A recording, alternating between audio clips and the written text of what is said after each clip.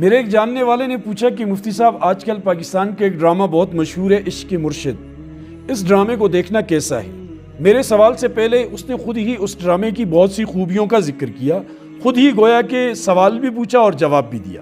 وہ کہنے لگا کہ یہ ڈرامہ ایک اچھے مقصد پر بنایا گیا ہے کہ ایک بیوروکریٹ کو دکھایا گیا ہے جو ساری زندگی اپنی گزار دیتا ہے دفتروں میں، لیکن وہ حرام کی ایک پائی نہیں کھاتا اور اپنی اولاد کو بھی حرام سے بچاتا ہے، اور پھر وہ اپنی بیٹیوں کے رشتے بہت بڑے بڑے گھروں سے آتے ہیں وہ ریجیکٹ کر دیتا ہے صرف اس لیے کہ وہ لوگ اور تو ٹھیک ہوتے ہیں لیکن ان کی آمدنی حرام ہوتی ہے، اور وہ یہ نہیں چاہتا کہ اس کی بیٹی ایسے گھر میں جائے جس گھر کی آمدنی حرام۔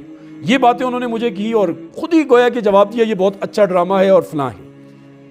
تو دیکھیں عزیزان محترم، اسلام میں کسی چیز کے جائز ہونے کے لیے دو چیزوں کا ہونا ضروری ہے۔ ایک یہ کہ وہ جو چیز ہے اس کا مقصد ٹھیک ہو، شریعت کے مطابق ہو۔ دوسرا یہ کہ اس کے مقصد کے حاصل کرنے کے لیے جو ذرائع استعمال کیے جاتے ہیں وہ بھی درست و شریعت کے خلاف نہ ہو۔ یہ دونوں چیزوں کا ٹھیک ہونا ضروری ہے۔ اگر مقصد ٹھیک ہے اور ذرائع غلط ہیں تب بھی وہ ناجائز ہے، اور اگر مقصد غلط ہے اور ذرائع ٹھیک ہیں تب بھی وہ غلط ہے، یعنی دونوں چیزیں غلط ہیں۔ اس کی بہت ساری مثالیں آپ کو دی جا سکتی ہیں۔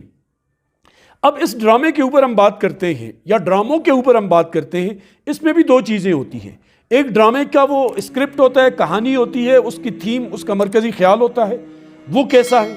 دوسرا یہ کہ ڈرامے کو جو عکس بندی کی جاتی ہے، اسے جو بنا کر لوگوں کے سامنے پیش کیا جاتا ہے کرداروں کے ذریعے، تو وہ کیسے ہیں، وہ عکس بندی اس میں شریعت کے خلاف کوئی چیز ہے یا نہیں ہے۔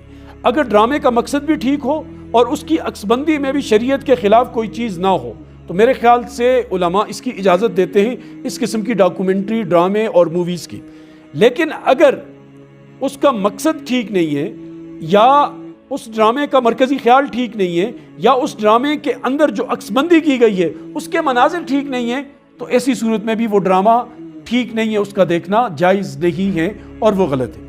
اب یہ جو ڈرامہ ہے، میں نے ان سے پھر اس ڈرامے کی جو مین باتیں پوچھی اور سنی، تو اس کے اندر جو چیز سامنے آئی میں اس پر بات کروں گا کہ جو نکل کر میرے سامنے اس نے اس کا سارا خلاصہ رکھا نکال کر کہ وہ نوجوان لڑکا ہوتا ہے جو امیر ہوتا ہے، اس کا والد کی آمدنی حرام ہوتی ہے، وہ کوئی پولیٹیکل خاندان سے تعلق رکھتا ہے، وہ اس لڑکی پر عاشق ہو جاتا ہے اور غریب بن کر ان کے گھر میں اس کے والد کا ملازم بن جاتا ہے اور کسی طرح حاصل کرنا چاہتا ہے۔ اب ذرا آپ خود اس چیز کو دیکھیں، اسلام کیا اس کی اجازت دیتا ہے کہ کسی طرح عشق معشوقی کے اندر کسی لڑکا لڑکی کو پھنسائے، لڑکی لڑکے کو پھنسائے؟ اس کی تو اجازت اسلام نہیں دیتا۔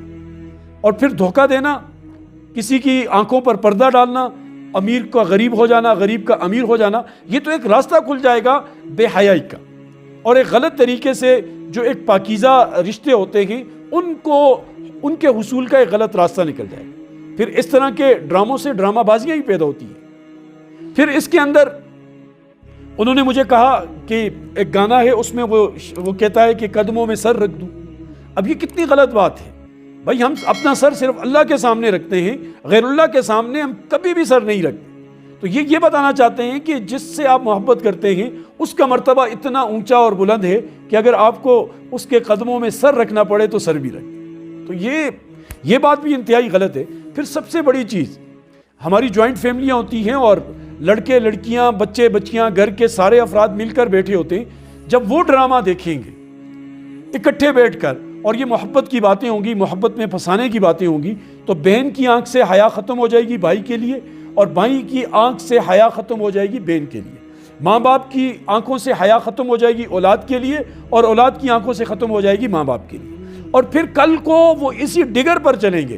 آپ لاکھ روکنا چاہیں، لاکھ کوششیں کریں، تعویذ کریں، آپ ان کو کہیں بھی داخل کریں، اچھی جگہوں پر بھی لے کر جائیں، ان کے اندر یہ چیز پیدا ہو جائے گی کہ ہم نے تو یہ دیکھا تھا، لہٰذا زندگی کا مقصد ہی لڑکے کا لڑکی کو حاصل کرنا بنے گا اور لڑکی کا لڑکے کو حاصل کرنا بنے گا۔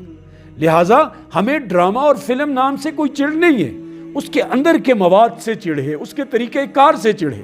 اب یہاں دیکھا جائے تو مخلوط ماحول اس میں دکھایا گیا ہے، بے پردہ عورتیں دکھائی جاتی ہیں، اور اس کے اندر میوزک الگ سے ہوتا ہے، تو بہت ساری برائیوں کا مجموعہ اس کے اندر ہے۔ اگرچہ ایک مقصد وہ ٹھیک دکھایا گیا ہے، جس کو لے کر میرے دوست نے میرے ساتھ بحث کی اور جرا کی۔ پھر رمضان کا مہینہ ہے، یہ تو نیکیوں کا مہینہ ہے، اس میں خیال کریں کہ ہم عبادت کریں، ریاضت کریں، اللہ پاک کو راضی کریں۔ اب اگر ڈرامے دیکھیں گے تو پھر کیسے ہم عبادت کریں گے؟ جب ڈرامے دیکھیں گے کس طرح ہمارا دل جو ہے وہ عبادت کی طرف متوجہ ہوگا؟ لہٰذا اس کے جو مثبت اثرات ہیں وہ بہت کم ہیں اور منفی اثرات بہت زیادہ ہیں۔ کوئی بھی مثبت چیز ہے اس کا طریقہ کار بھی مثبت پازیٹیو ہونا چاہیے۔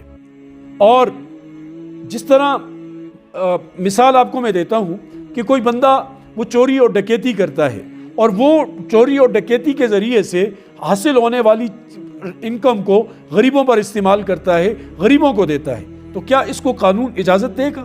اس کو ہماری سوسائٹی اجازت دے گی؟ ہمارا معاشرہ کبھی بھی ایسا کرنے کی اجازت نہیں دے گا، اور نہ ہمارا مذہب اس چیز کی اجازت دیتا ہے۔ یہ طریقہ کار غلط ہے۔ تو لہٰذا اس کے اندر بھی بہت ساری کمیاں، کوتاہیاں پائی جاتی ہیں، برائیاں پائی جاتی ہیں۔ لہٰذا ایسے ڈرامے یا کوئی بھی ڈرامہ جن کے اندر یہ چیزیں پائی جائیں ان کو نہیں دیکھنا چاہیے، ان سے بچنا چاہیے، کیونکہ ہماری نگاہ اس کے میسج پہ ہونی چاہیے کہ اس کا میسج کیا ہے۔ تو ڈرامہ کیا میسج دیتا ہے؟ ہمارے پاکستان کے 99% ڈرامہ وہ تو یہی میسج دیتے ہیں کہ بڑے وہ سمجھتے نہیں ہیں، ساس وہ ظالم ہے اور وہ بہو کے اوپر ظلم کرتی ہے، اور بڑے جو ہیں نوجوانوں کی من چاہی شادیوں میں رکاوٹ ہے، تو وہ برملا کہتے ہوئے سنائی دیتے ہیں کہ میرے والد کو نہیں سمجھ، میری والدہ کو نہیں سمجھ، تیرا باپ ظالم ہے، تیری ماں ظالمہ ہے، اور اس قسم کی باتیں کرتے ہیں۔ تو یہ چیزیں معاشرے پر کیسے اثرات مرتب کریں گی، اس کا بندہ سوچ کر ہی اس کے ذہن کے اندر وہ سامنے ایک عجیب قسم کا منظر آتا ہے۔ لہٰذا خود کو ڈراموں سے بچائیں، اپنے آپ کو بھی بچائیں، اپنے بچوں کو بھی بچائیں، اور خصوصاً جو لڑکیاں ہیں انہیں بچائیں۔